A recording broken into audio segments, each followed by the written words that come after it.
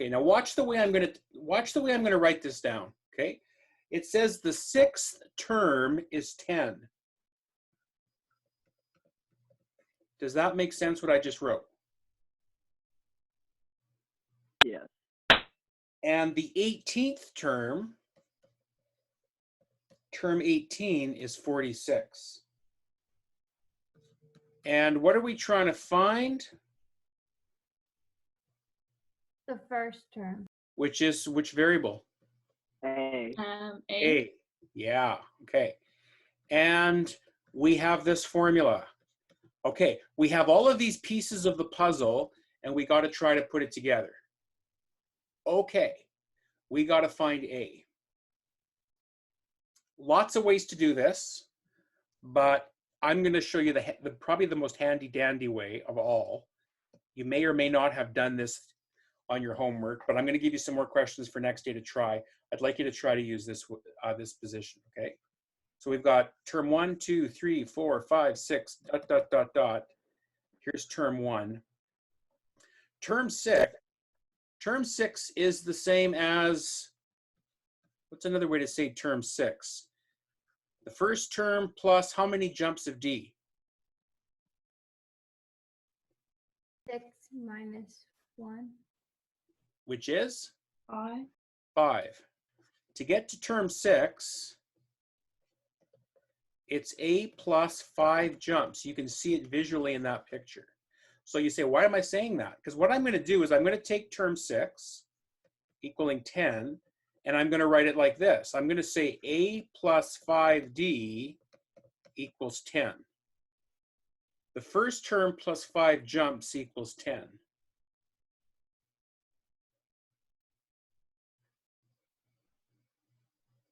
How are we doing? Okay, and then I'm going to take term 18. I just feel people are going to get excited in a second when this happens. Term 18 equals 46. How could I write term 18 involving this formula? A plus 17D equals 46. Okay. Now you want to get rid of a variable. Yes! I knew it. System of equations, right?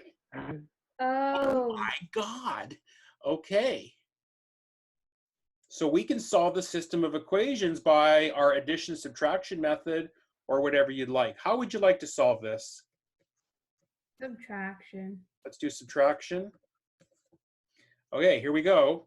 A minus A, 0, right? 5D minus 17D? Negative 12. Yep, and 10 minus 46 is? Negative 36. Divide by negative 12. D is 3. What's the 3? What does that number mean in this sequence? How much the terms go up by. Yes. How much the rapid jumps on every jump? 3 units, 3 units, 3 units. Add 3, add 3. The rate of change. Add 3. Our question, though, was to find the first term. We're almost there. What do we do? Now we implant that in our formula.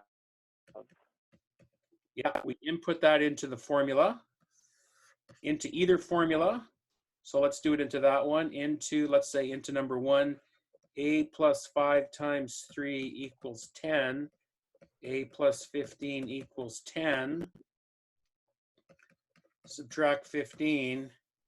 A equals negative 5. Apparently, the first term is negative 5. How are we doing over there? That's not how I did it. Nope. I did it by figuring out like the slope. Yeah. Hey, and there are other good ways to do it, so I don't want to say that's not a good way. I just want you to see this way as well. You might say, "Oh, I like that," or "No, I like my way better." Either way is fine, but I just want you to see the connection to system of equations. Okay, let's just do a quick check. These are nice numbers. We can do a quick check. Let's go back to my blanks up top. So according to this, the first term was -5, and we were adding 3 every time. So if we add 3, add 3, add 3, add 3, add 3, aha! Notice term 6, sure enough, it's 10. So the point here is these are the first 3 terms of a sequence. We want to know what x is so that if we substituted x in, it would actually turn out to be arithmetic. Okay. And okay, let me just do this for a second. See this sequence I'm doing down here? Is this an arithmetic sequence? How do you test if it's arithmetic? If it goes up by the same number, Okay, now you can tell it goes up. How do you figure out what that number is, Gwen? you add or, well, you subtract from Subtract. each term. You take the second term minus the first, and then you make sure that the third term minus the second is the same thing. Does that make sense? Now, if the numbers are easy, you're not really thinking about it that way, but that's kind of what you're doing. You're saying the second term minus the first term is D for difference, the difference, and the third term minus the second term must be D. And I could keep going, the 10th term minus the 9th term is D. Does that make sense?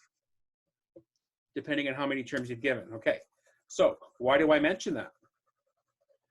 Because what could I do here?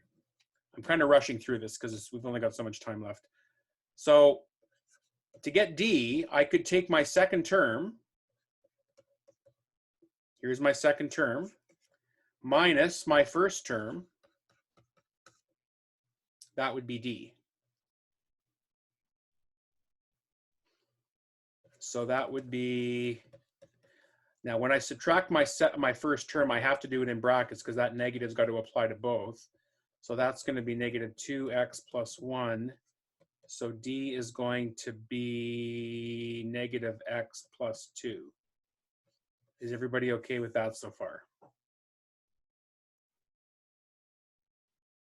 The choir is looking happy over here. You like look like a choir and all the little rectangles sitting there. Okay, everybody's good. Okay, so what can I do now? What do you think we're going to do now? Solve it. Problem is I got 2 variables. Substitute. Make a second equation so you can compare them.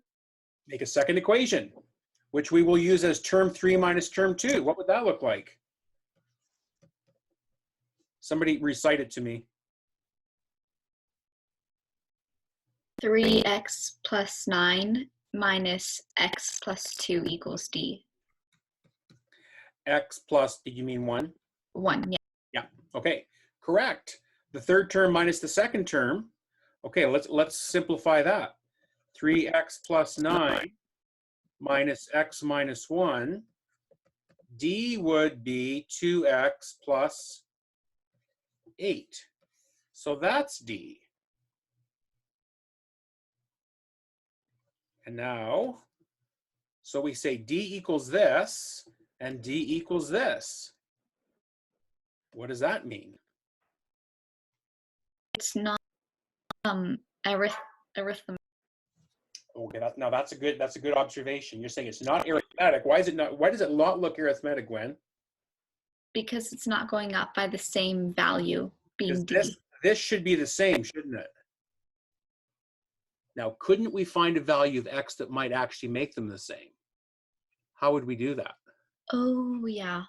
The substitution method or the, oh no, do the subtraction elimination method.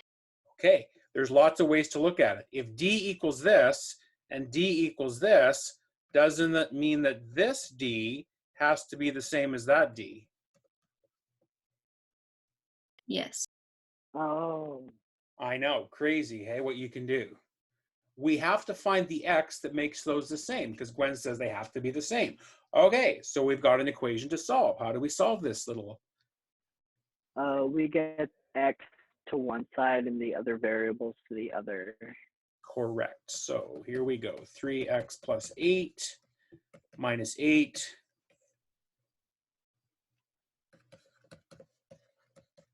Divide by 3, and we get x is negative 2.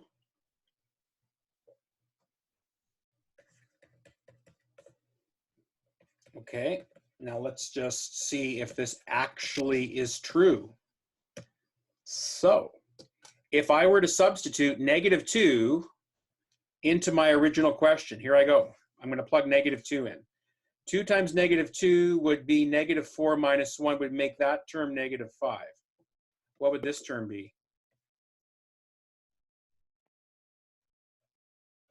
Negative 1. And what would this term be? Negative, a positive 6. Positive 3.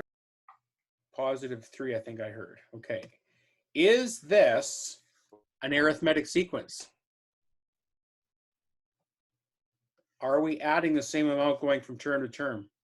Yes. Yes, Yeah. we are. We have found the mystery value of x that makes that, Yeah. that happen. Okay.